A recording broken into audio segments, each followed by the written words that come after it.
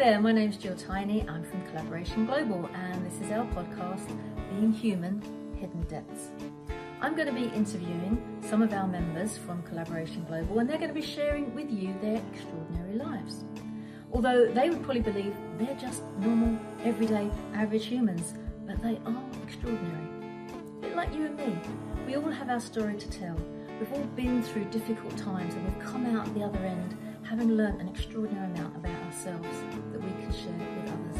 So I think you'll find lots of things that will resonate with where you've been in your journey as well.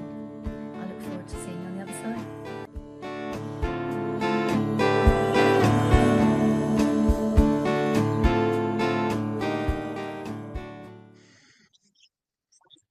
Hello, welcome back to Being Human, Hidden Depths, and my name is Gill Tiney, founder of Collaboration Global, and I'm very proud to introduce you to one of our newer members, Mr. Phil Norbury. Welcome, Phil. Lovely to have you on the podcast. Thank you, Jill. A privilege to be here, and it's sort of not sure where this is going to go, so it's unscripted, and Yeah. I quite like that because I think that's what we are, beyond all of what we've learned, and that might be where we go. A little bit of danger in here as well, because you never know what I'm going to ask you. I could ask all sorts of things, like, do you have any pets? I mean, I could go down that road. But one of the questions I'm going to ask you, first of all, is just as I asked this of all of our new members, what was it that attracted you to Collaboration Global in the first place? It's connection with like-minded people, or people who've begin to understand the mind's position and how that is. I mean, I came across Collaboration Global through Andrew Miller, so I'm grateful to him for that. A lot of respect for Andrew, and we go back a long way. And it's about that. I've been in a few guest appearances, or have been as a guest. I always sort of felt I wanted to get in there and start doing what the current members were doing, but for whatever reason, it's not been right, or something's been sort of in the background there as to I'm not ready yet, or whatever it is. You're not alone. A lot of people come along and they love what they see and they go, I really want to join, but the time's not quite right. And then 6 months later, they just pop up and go, oh, hello, I've forgotten you were around. But I love the fact that you've come through Andrew, who's been a long-term member as well. And from his sort of business perspective as a business coach, and helping everybody to enjoy their business so much their bits tingle, in his words, not mine. It's really interesting because that's a very... can be, although he does have breathing space activities, but it can be a very black and white thing, isn't it? This is how you run a business. You do this, you do this, you do this, you do this. And yet here are you, Phil, sitting here, and the conversation we've just been having is about society and how we exist and how our DNA functions and how we operate in the world and how our mind works. So you come from a very different perspective from the black and white, turnover, SWOT analysis, profits, cash flow, and all of the things that go with running a business. Where am I going with this question? Well, first and foremost, as a Yorkshireman, I don't know if anybody's picked up on the accent yet. Again, one paints everyone with the same brush. Yorkshireman, salt of the earth, God's own country, very black and white in your thinking from the point of view of this is right and this is wrong. This is the overall picture you get from the outside looking into Yorkshire. But you have a very different way, I believe, of seeing the world and thinking. So before we find out your philosophy on life and what you want to share with everybody, which is kind of why you've come into Collaboration Global, can you just describe to me briefly how you got to where you are now? I mean, was the 8-year-old Phil thinking philosophically, or was he running around kicking a football like most 8-year-olds at that time? The 8-year-old Phil was thinking about becoming an entrepreneur. The 8-year-old Phil was going out to the country with his brother, and we were picking conkers and raiding orchards. Yeah. No, sorry, we were collecting apples from orchards. That's a difference, yeah.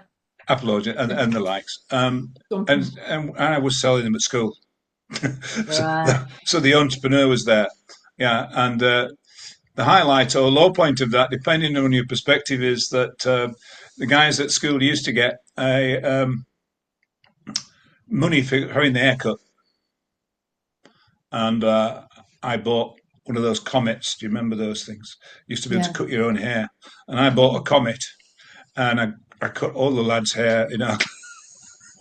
Wow. So, so that's so when you said how to get, so that's sort of sets the scene for that, and it was about that, and uh, Mm, I had this feeling that there was something else in the background saying you're going to be okay.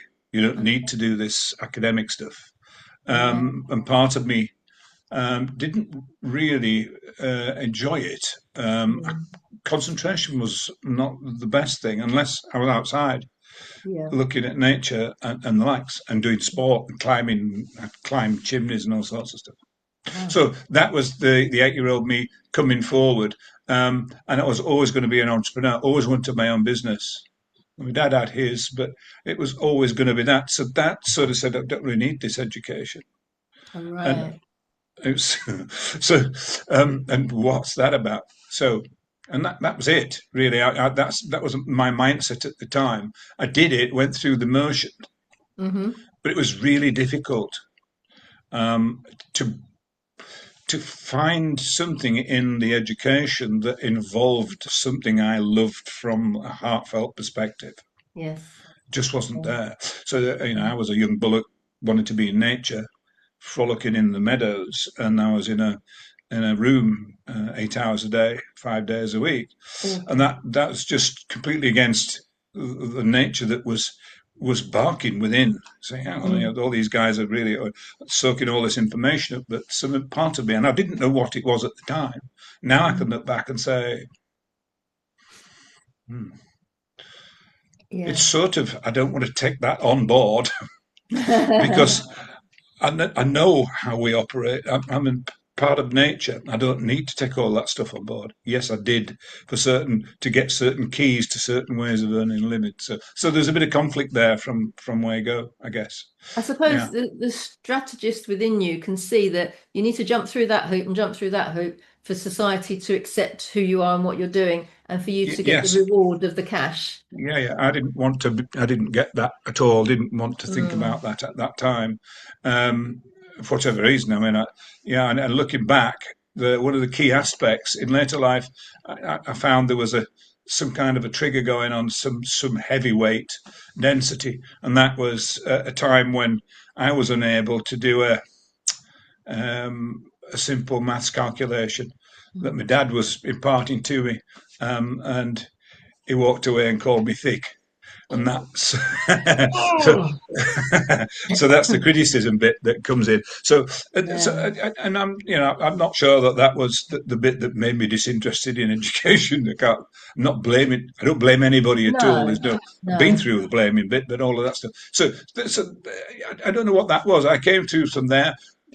Some people are just that way. They don't want to be academics, and they are better being professional physical rugby, but whatever it is.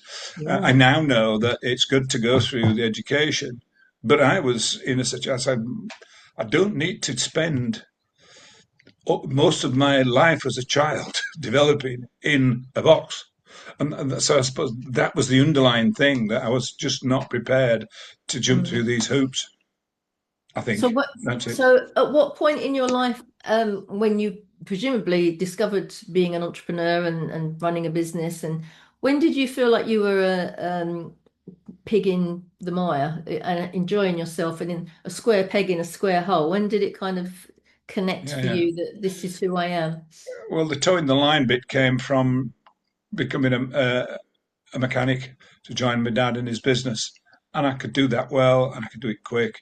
And I took the Mm. stuff on, sponged it, and went through 7 years of um, an apprenticeship. And that really was good to have in the background, and how to Yeah, use these. It was physical, yeah. and somehow I didn't get the non-physical aspect of learning. Um, so, uh, hmm, moving from there, I realised that as a mechanic, the money aspect for me just not. It wasn't resonating. There wasn't enough money in what I did, and I couldn't see that there was going to be. So I wanted to go into sales. Uh, Right. so wanted to go into sales. Ended up in the insurance business. Man from the Prue. Wow. Did the man from the Prue bit. Found I was good at that. Worked well. And that was me going from school into business. I went back to school and did some O levels We've all been to do there. I that. did that as well. I had to go back. And I went back in there and then did professional qualifications and all the likes. Yeah. As being an IFA, I became an IFA, and we had Wow. offices in Leeds and York. And Wow. 32 years as an IFA, I joined it with a partner. We did very well together. Then it didn't do so well, and then um, a big part of my life experience is that point when I was feeling a resistance.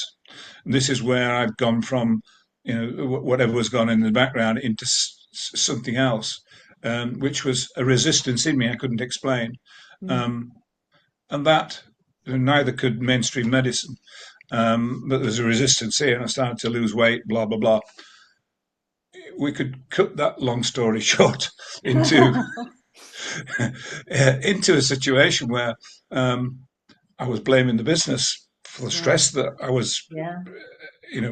going through, and then went through certain hoops with that. Recognise can't blame the business and other traumatic things that were on board that were causing these layers of resistance, Yeah. argument with life. So you remember my time as telling you recently that. Mental illness is mostly an argument, if not all, an argument with life, I love it. Yeah. however that is, however small Brilliant. or large, and whenever it happened. And that's what I felt. After a while, I was banging on walls because mainstream couldn't mention it, and so well, there's something wrong because my stomach's turned in a knot, Ouch. and Yeah. I'm ready to go out. I want to just keep doing this business. How long did This that go on for then that you felt this oh, pressure? probably 2 years, something like that. It was And just they in and and out they of just it. went through everything and there was nothing that Getting was relief. They couldn't do anything. wow. Getting relief from it, and then not, and then I got a journey with Brandon Bayes, which is a book that somebody told me to read, and I bought the book and put it on a wardrobe top. Never read it. Crikey. And then one day I walked in, and the book literally hit me on the back of the head. Oh, I've heard that before actually. That's It did. yeah, I've heard that There's before. no exaggeration. And I thought, whoa. And that was the first kind of thing that said, oh, something going on here.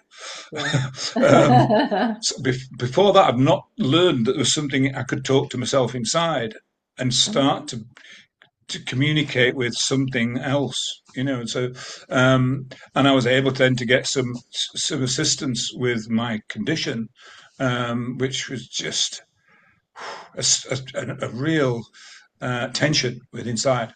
And I went through. I found a practitioner who does journey work. If you're not familiar with that, Brandon Bay's book is called The Journey, and the story behind that really then explains why it worked for me. And it works for a lot of people worldwide. Tony Robbins, Brandon Bayes used to work with Tony Robbins way Right. back, so Not they've heard got of him. similar things going on. Yeah. But Okay. that what it took me to is a place. So I just did a regression, if you like, that kind of thing, meditation Mm. regression, Right. and that found me in a place um, where I was trying to lift both my granddads up that had suffered greatly and Oh, died, and that I was oh trying to lift them up, and that was the tension. I gosh. was trying to fix, so that was me as a fixer. Yeah. So life, I think, was telling me now. I think life's telling me to be you can't fix people, but you can create an environment for them to fix themselves. Oh, lovely. Yeah. And that's I'm going a bit there. Sorry, Oh, no. emotion comes out. Yeah. Um, and that's the thing. So I recognise then, and that's where the Bruce Lipton thing comes in, because the environment of a gene then signals how the gene operates. Mm. And that was very much my environment. I was creating my environment that was causing my disquiet. Gosh, But I didn't know no. that was within me. I didn't know that there was an argument of that magnitude, that I want both my granddads to not have gone through what they've gone through, but they Mm. had. Yeah, Still, but yeah. when I got in there and recognised that they were, and I could have a conversation, blah blah blah, and fully accept the situation, it did happen, blah blah blah. Then I began to see it, and then, oof, it was like doing a triple back somersault in that time. Wow. And I came out of that particular meeting, and I thought I'd been given another chance at that stage, and I didn't know where I was going previous to that, and the whole thing just unwound Wow. pretty much. Then I found that because of my perspective of it was that when you've got something like that, there's usually a few things that came on board because of your state. When Yeah. you're in that, you pick up other arguments because of your state. You're slightly off kilter, so you're gonna pick more arguments up if you're in argument potentially.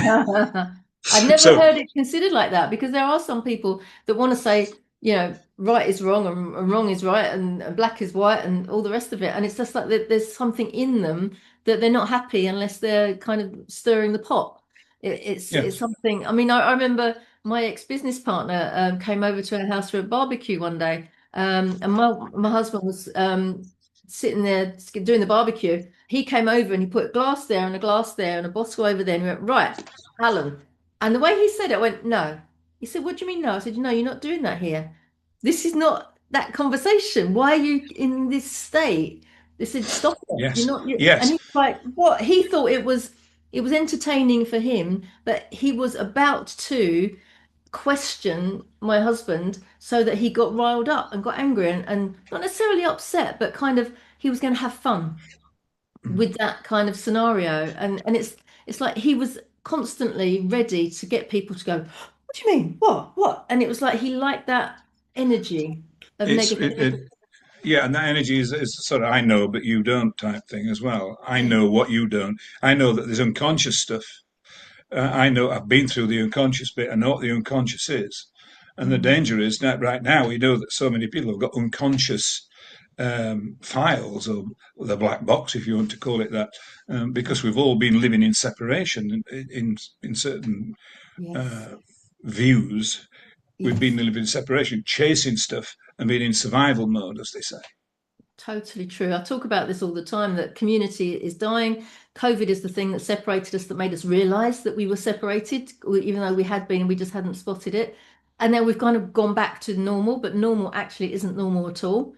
And it is, if we don't do something about it soon and connect with each other as human beings and take away the labels that separate us, you know, Okay, there's a big wow here.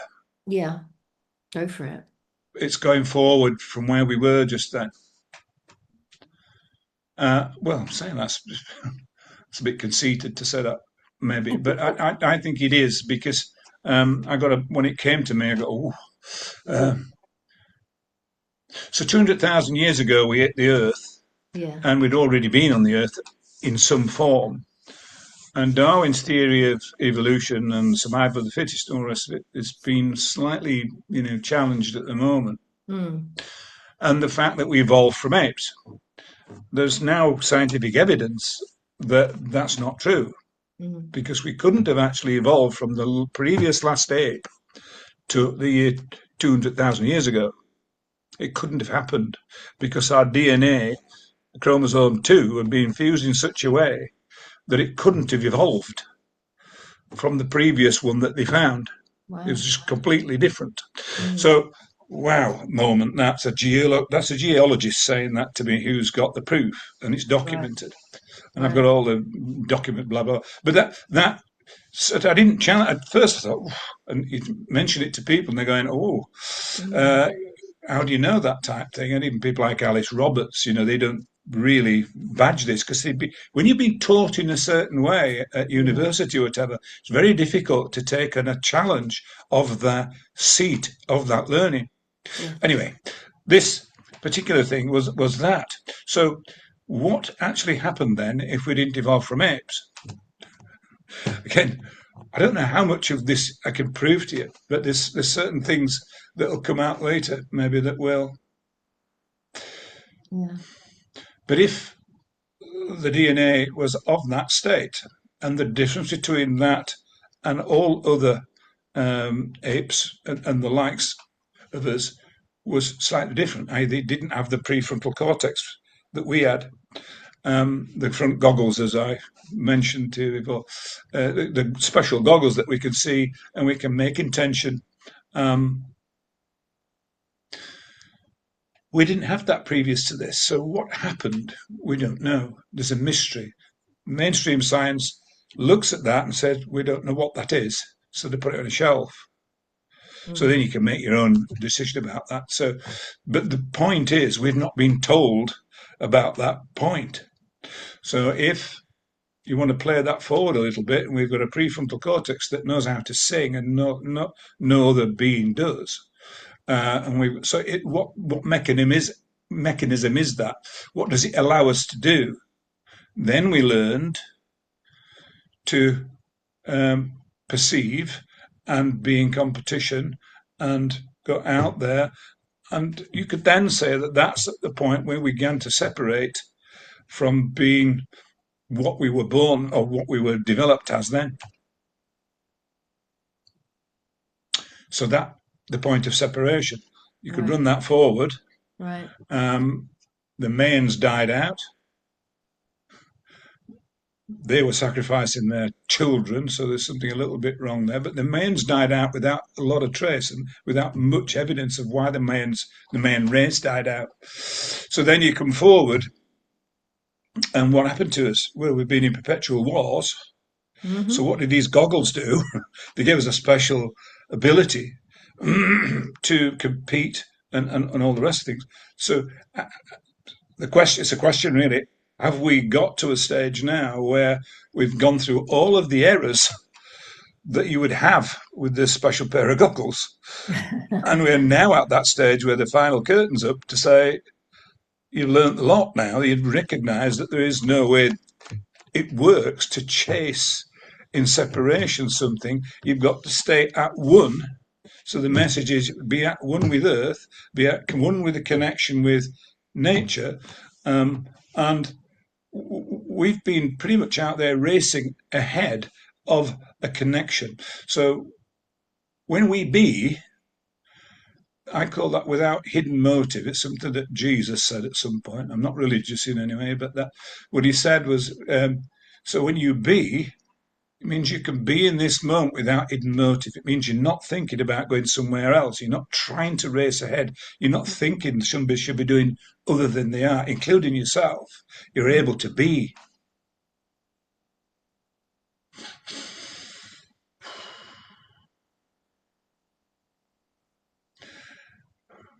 And when you can be without hidden motive, not looking at, not needing to race, not needing to go out the door, you can then pick up a connection. And recently for me, if I may, is to um, there's a connection that we have through a thing called magnetite, a small amount of metal that bees have in their abdomen. We've got it in the pineal gland. Mm.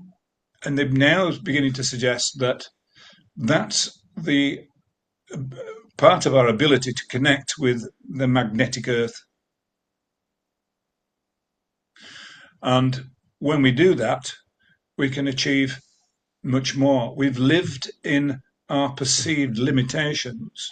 Mm. So we've been in the visual, the physical. So we've lived our perceived limits. And what I'm seeing now is Greg Braden's been amazing the work that he's done with that. There's lots of other people pointing to the similar things, and I can name a few. But the main point of it is that the word divinity I mentioned before, it is strictly defined means to transcend perceived limitations. That's the strict definition of the word divinity. I say I'm not religious at all, but that word is sort of a spiritual kind of word that's been used. And when you consider that we've been in this using the goggles to be in physical perspective. So Hmm. all we've looked at is this. We've not sat down and put the goggles down and said, hang on, there's a piece of magnetite at the back of our pineal gland that we can connect with and be. So if we just be, we can make a connection that is a more intelligent situation beyond perceived limits. We don't have to chase and run after stuff. We simply be. As soon as we go beyond a certain pace, we've moved into that area where we've got hidden motive. We're not at the place of peace in terms of that uh, being, human beings. We, so conflict and all the rest of it pushes us out of that. Resentment comes in because somebody we knew got killed. Once we can recognise and let that density disappear, which I Mm. think that's where we are as humanity now, then more of us can be. There's lots of people at the moment going through overwhelm. Yeah, for I sure. think that's the density clearing that we've all taken on board. Yeah, Um, it might be a very simplistic way of looking at it. People say it's a very simplistic way of looking at life, and oh, it's all going to be great because we're all awakened. But I think we have to get through this. Yes, we're in this war at the minute, yeah. and just before things get better, is there a massive cataclysmic thing that goes on? Well, you have to, I hope not for a start, but you have to, not you per se, one has to understand that we have had centuries, in fact, thousands of years of indoctrination and being taught how to think and feel and almost ignoring how to be. This is what we do, this is what we crave, this is what we should be having, this is what we need to have. Power and money being two of the major drivers of our planet today. And I often cite Claire Graves and Don Beck, who had the theory of spiral dynamics. And they very clearly, back in the 60s, illustrated that at some point we will come out of the spiral into what they labeled the teal era, as a planet, as well as individuals as well, can come into this space whereby we become self-organizing and we don't need the hierarchy that we've had in the past. Self-regulated, effectively, yes. And being able to move into that space where being and understanding who you are being, and I can totally understand this heaviness that you felt and this restriction that was sort of stopping you from being who you were because of what's gone on in the past for you, but also what so many people are enduring because they're enduring it because this is what their government puts them through, or this is what their society where they are at the moment puts them through, and they have to endure that because they're in a physical space where you were enduring something from a historical space, going through the years of having that density. I think that's the word you used, but sort of within you. And I can understand that. It's the first time I've considered it. And I think Tana McPherson Smith, also part of our community, talks about the trauma her mother went through when she was pregnant with her and how that's manifested into her life, and how it took her a long time to acknowledge it and accept it and deal with it. And sometimes she's still dealing with it. But it is something. And then I look at my parents, or my mum and my grandmother, and how their teaching impacts me to this day, even though I'm very aware of it, it still does impact me. And obviously, their trauma that they both went through impacts me today, and who I am being. But to understand that there is this greater sense of being able to connect. Karen Baines, also a member of Collaboration Global, talks about the big U, as in the universe, has your back. But you have to give it the right instructions for what you want, because if you're moaning about things all the time, that's what the big U is going to give you. Absolutely, You're not yes. going to be able to manifest things if everything's going to be in a negative space. And I always talk about me being optimistic. I was born optimistic, I feel, to the derision of other people. Like, you're always so optimistic. You're so naive. Life isn't like that. Why isn't it like that? Well, for me, it is like that. People are nice to me. People speak to me in the street. I have conversations with strangers. everyone says, "Oh, nobody talks to you on the tube." I said, "Well, they talk to me. Why don't they talk to you?" Probably because you don't look up, you don't smile, you don't engage. So there are so many ways that we can demonstrate how we are not being, we're not allowing We're not ourselves. emanating the right kind of state, and it's about our state, isn't it? And that's the thing for me is I didn't know what state I was emanating at that point. Even Yes. though I was good at selling, I was putting on the sort of veneer to sell. Originally, it was original, but then I started doing it because I wasn't believing in what I was doing as much. So there's a Yeah. veneer on there, Yeah. and there's a bit sort of so then there's that's in separation, isn't it? To a degree there, because you start to do something and think, oh, not quite as in belief as this because of what's gone on in the business. Yeah. There's a lot of sort of difficult energy around this at the minute. I've just lost my way a little bit there, but I mean it's all good in that I've just got to sit and No worries. it's all right. Yeah, it's just stuff coming over there when we're going Yeah. into areas like that.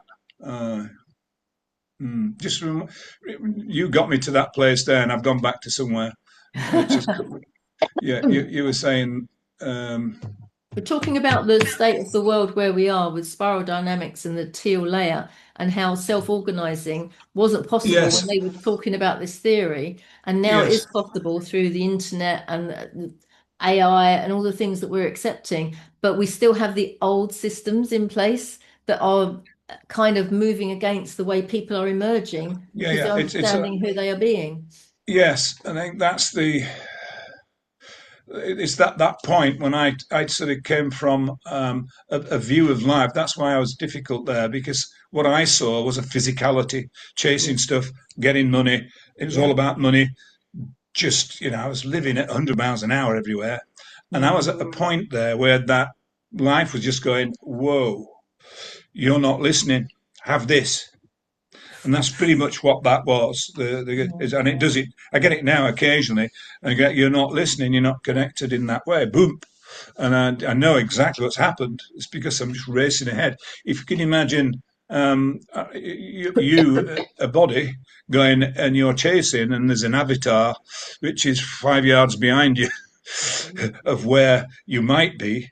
So there's a bit, and this is where I get to a place where I start to think there's a higher self, an intelligence that I'm connected to Right. that I couldn't see when I was sort of in separation and chasing money and all the trappings. I couldn't see that. Um, and parts, the unconscious was the density was dripping under the background. So moving forward into a place where I can then be honest about how I feel. I don't have to play at being what I was, a big Mm. businessman and all the rest of it. If I'm being honest at times, actually, I've got to a place here where I just don't like this anymore, Mm. and it's not fitting me anymore. But I was trying to play that role all the time, going back Yeah. in. So that's Yeah. why it's a difficult area because it's energy that was very difficult. And so part of me then thinks there's a higher part of us where we can have a conversation. And what is that? What is that part of us? Um, and you could say, well, that's just common sense or whatever you want to say. Mm. Um, but for me, there are parts of us all, and there's what I call the higher self. Yes. The lady we spoke to the other day, Carla, she was talking about asking questions, and I'd use a similar approach, is to ask the question. Are you asking the question of something within here or something that's connected within here? We can't mind that, really, because we don't know. That's spirituality, if you like. But there's an amazing thing that happens when you ask a question a certain way that's Mm. not loaded and without motive, that you get an answer. If you ask with motive, then keep asking. Mm. You just keep asking, and it's a bit like Yeah. manifestation. If you're manifesting to get something now, it's never going to happen.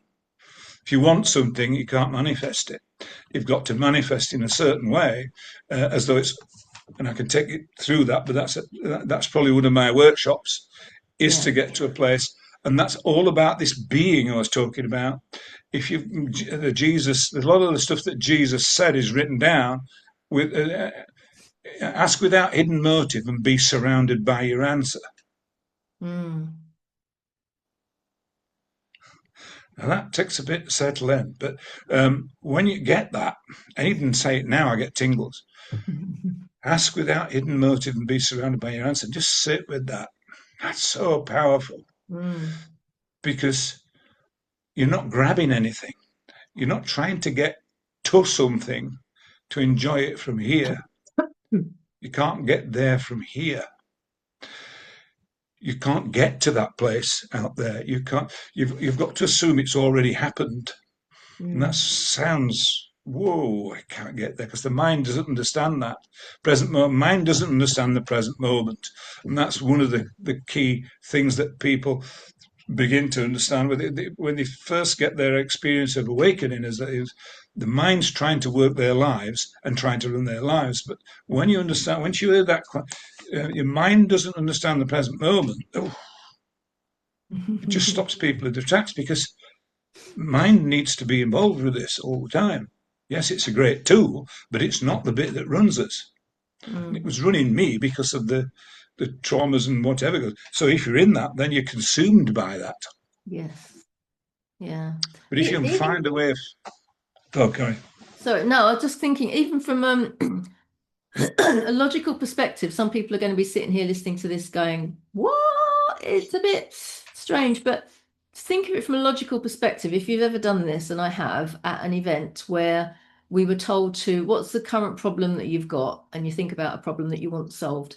And if you were to talk to yourself in your head, you're never going to get, you'll go round and round in circles. But you were buddied up with somebody you didn't know, complete stranger, and this stranger was not allowed to nod or smile or acknowledge or speak or give you any feedback whatsoever about this problem that you had. But you had to spend at least, I think it was 3 minutes or 5 minutes, it felt ever such a long time, just telling them about your problem.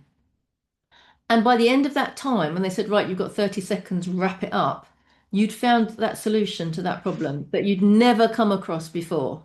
And what mm-hmm. was ironic for me at the time was like, oh my God, I was moaning to this guy about never actually getting fit. I've always, I should go down the gym. I don't know, I should this, I should that, da, da, da.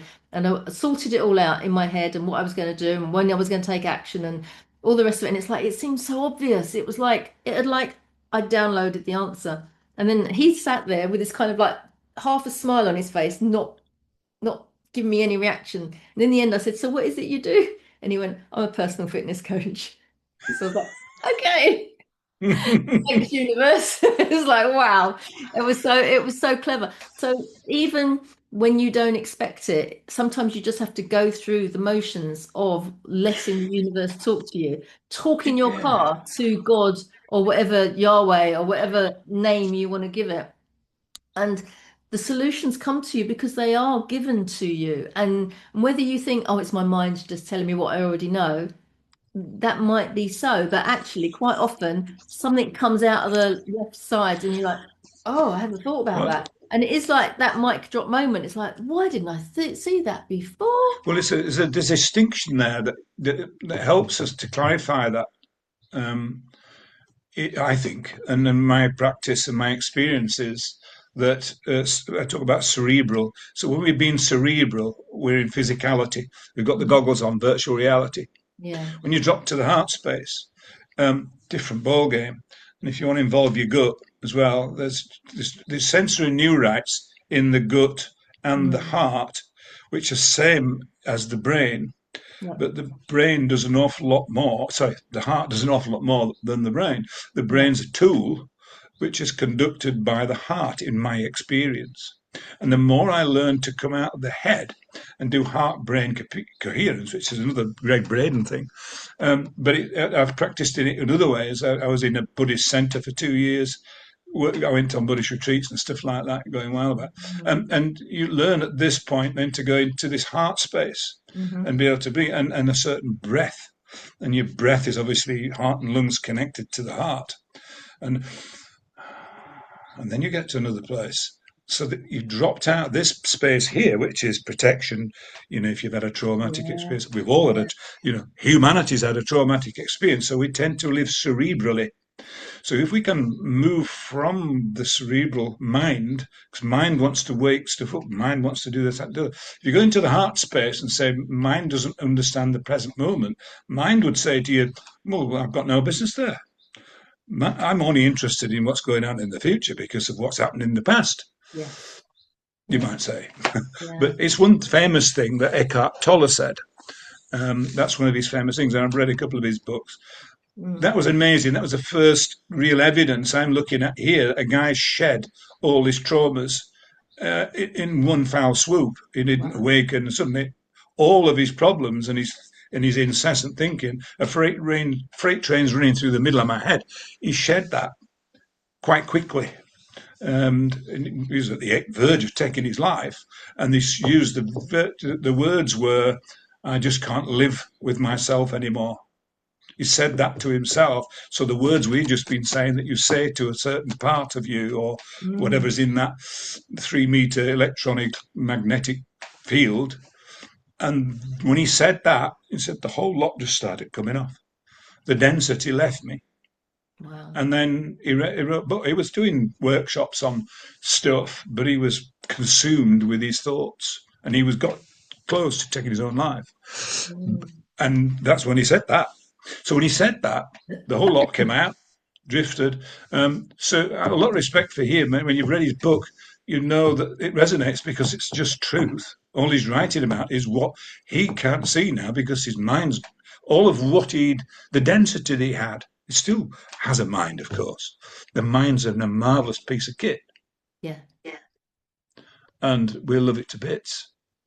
But it's been trained to jump in, and for some more than others, jump in at times to get in the way. And so that if the heart has got sensory neurites that's similar to the brain, and we've not been using them because we've been mainly cerebral, once we start to use the heart space, so I started practicing going into the heart in meditation, if you like, meditation, just not thinking for a Right. while, Yeah. going to heart space, then these 40,000 sensory neurites in the heart, which are not to do with pumping blood. They are a thing that sends information from there to the brain and down. So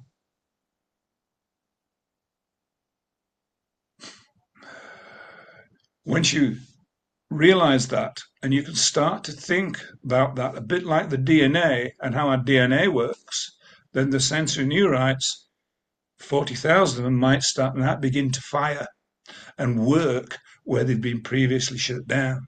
Mm. So there's a part of our instrumentation that's been overridden for some more than others. For me, I think more than most maybe. But I feel my experience is that was shut down. And now I've learned to use this heart space and think about gratitude and compassion Yeah. and appreciation. When that's heart centered. Yeah. So you're out of the headspace. So you can thank the head for the, and that's the distinction between the two in my experience. When you learn to do that, because a mind-oriented person, a cerebral person would say, "No, no, I'm all right. I'm all right in here. I don't have to go into my heart," because they've Mm. not experienced this. And I got those 40,000 neurites, and I thought, wow, they've not been used in me. Hey, I've got a heart, and I've loved my Been family, and pumping. I've been a good dad and everything else. But part Yeah. of it that really lights up in that it just wasn't going. Humans, generally speaking, we go to cerebral, protect, Yeah. kill, defend. So Yeah. if we're able to then make better use of this thing, this instrument thing, as Mm. instrumentation. So what modern science is telling us is that we can influence matter by being in a non-motive stage, in presence. Meditation is one thing. Meditation to me is just not thinking and being, and we can observe our mind and observe thresholds of impulse and stuff like that. But when we can get to a place and observe abilities beyond our perceived limits, what's possible. And we're already starting to see that more is possible. AI is not that. I No. think that's a distraction from that, because what that does is disables our abilities beyond perceived limits. So perceived limits goggles physical. Mm. Beyond perceived limits is being able to influence matter. And we can, there's a scientific experiment, split photon and the twin slots, which documented certain experiments where we alter the state of photons or the photon flows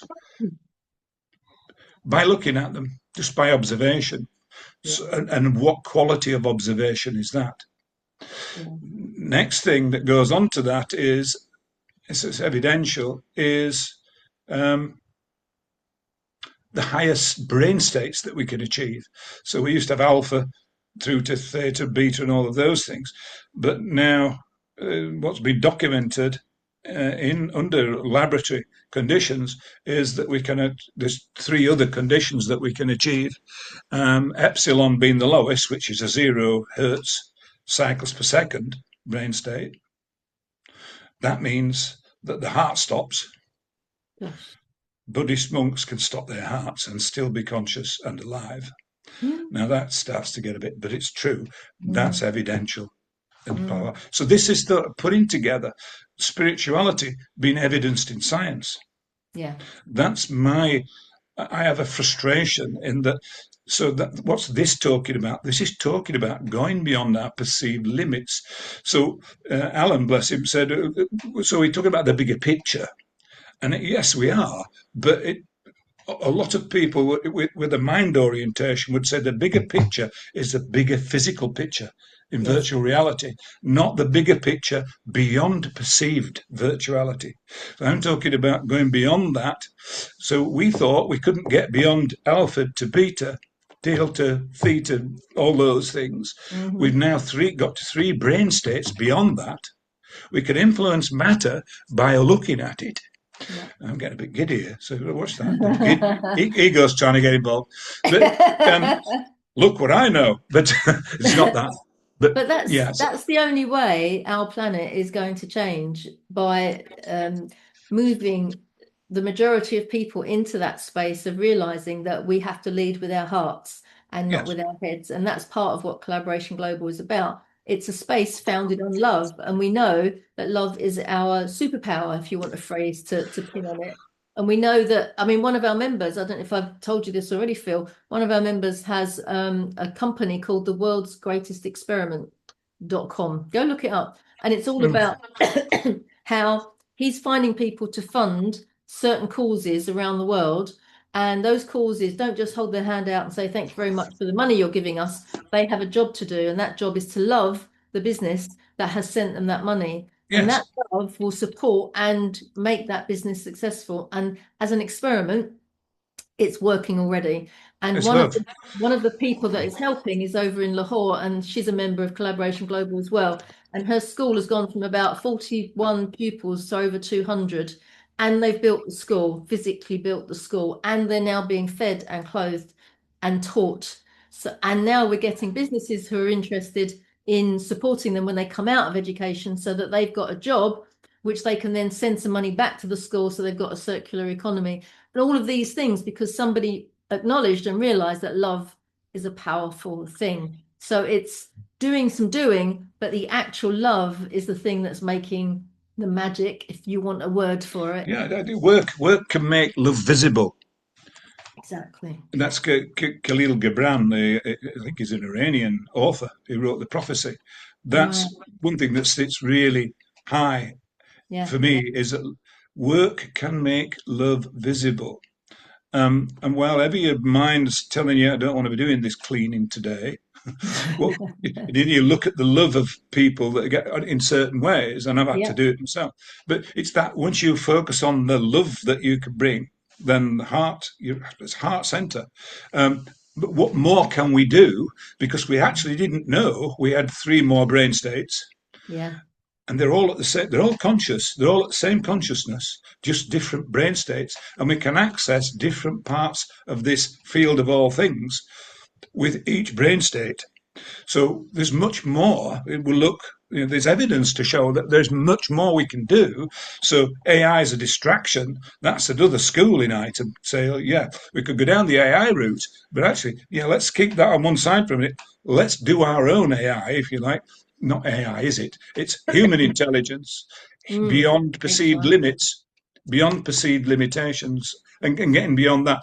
Now, I've tried it and I'm doing an experiment a little bit, but if we get together as a group and get to the heart center and feel together, now they've actually there is experiments to show that certain parts, certain crime rates go down when people do this.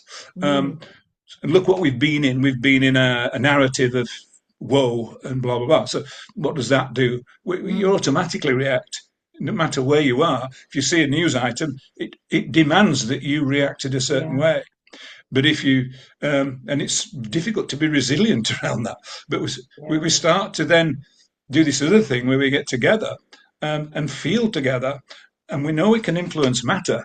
What the, what is possible with that? I'm not suggesting we don't need to influence matter. We need to influence ourselves to be able to do things where it doesn't hurt us, and we're Mm, not hurting the planet that yeah. nourishes us. And that's coming. I think it's all happening. We're recognizing that water's much more important than anything else. CO2, it's. I think we've got a focus there that's a mistake. What is the largest geologists telling us, or the greatest geologists telling us that CO2, yes, it's an issue, but the Mm, biggest solution is to focus on small water. But that's another issue. That's mm. another area. So, without wishing to go into another hour's conversation, where do you see the soul fitting in with the heart and the mind and the body? Um, it's a spiritual thing, isn't it? A thought's Mm, a spiritual thing. You can't see a thought. And the soul, um, I like to say that the love of people never dies. The body dies and goes to the earth to nourish the earth and be part of that. But the electrolysis of what this is in the electromagnetic field is attached to the soul within this body. Um, and that's our apparatus, if you like. And the soul's part of that. It's a unique thing. Goes off. What happens after that? I've got no evidence to say where I'm going or where I've been. Um, Maybe I might get there at some point. I've had some indications, and the more you practice around the heart, then um, and experimenting with feeling, I think that's the key area. The more that we do it, and the more that we go into this heart-brain coherence, we're able to. There's a muscle there. Maybe that's something to do with the soul. Um, the soul, it's a tricky one. I struggle to define it. I just love it to bits. It's the bit that is all of the minds and all of the stuff, any questions you want to ask. And it's just that piece of us that is, um, it's a sort of something that comes into the body for us to be an electrolysis and all of what kicks off. And it's a guiding thing. I don't know. I don't want to I get in a mess trying to explain it. The soul is there somewhere, and it's in the background. Um, I Higher think, self, it could be a higher self. I ask yeah, questions of higher self, and I'm starting to get really good answers now, quick that's answers. brilliant. I didn't used to get very quickly. Now I'm asking in a better way, and I'm getting answers. I think, ooh. So soul is something that's a truth. It just is. Um, it's not the mind. The mind. Um, it's something that we are when we're in the present moment, and the Mm. And I mind's. think when you can be in the present moment, that's when, if at all, you're going to connect more clearly to your soul and to me, it personally, it just feels like it's it's me wherever I am. So it's like when I'm not here, when my physical body is not here anymore, my soul will still be part of the universe. Yes, yes. And it's like if you don't stop to give yourself time to think, and talk to yourself and understand and connect with your soul, then how can you connect with the universe? So, Yeah, it's souls without the person. It's not the personality. no, It's this being within us that's not the personality. Eckhart Tolle shed all the stuff in density, but yeah, left the soul there, if you like, yeah. in those terms. So, a wonderful piece of kit. For sure, for sure. Listen, Phil, it's been an absolute joy on this journey around our mind and our heart and our soul and our presence and our being on this wonderful planet. This is the beginning of many conversations I know we are going to have together. It's going to be amazing. If somebody's interested in continuing the conversation with you, what's the easiest way they can get hold of you? Um, Email Okay, at the moment. That is Phil PHIL Norbury 57 at gmail.com. lovely. And also, I believe if you search on LinkedIn, you'll find Philip Norbury sitting there as well, and you can find You him will. and You'll send see me on messages LinkedIn that way. and WhatsApp. You can get Mm. me on WhatsApp and places like You that. But you can also hopefully find him at one of our Collaboration Global meetings. We have them every month. We have a couple every month. Excuse me, guest meetings. We have five Collaboration Global meetings, three for members, and the other two are with our guests as well. And Phil will often be found at those online too. So if you want to come along, just go to the website collaborationglobal.org and you'll be able to book yourself onto one of our meetings, or go to Eventbrite and you'll be able to search for them there as well. So thank you once again, Phil. It's been an absolute joy having this conversation with you on this sunny afternoon, and I look forward to many more. Thank you for your time. thank you, Jill. It's been a pleasure and a privilege. So, See you thank soon. you.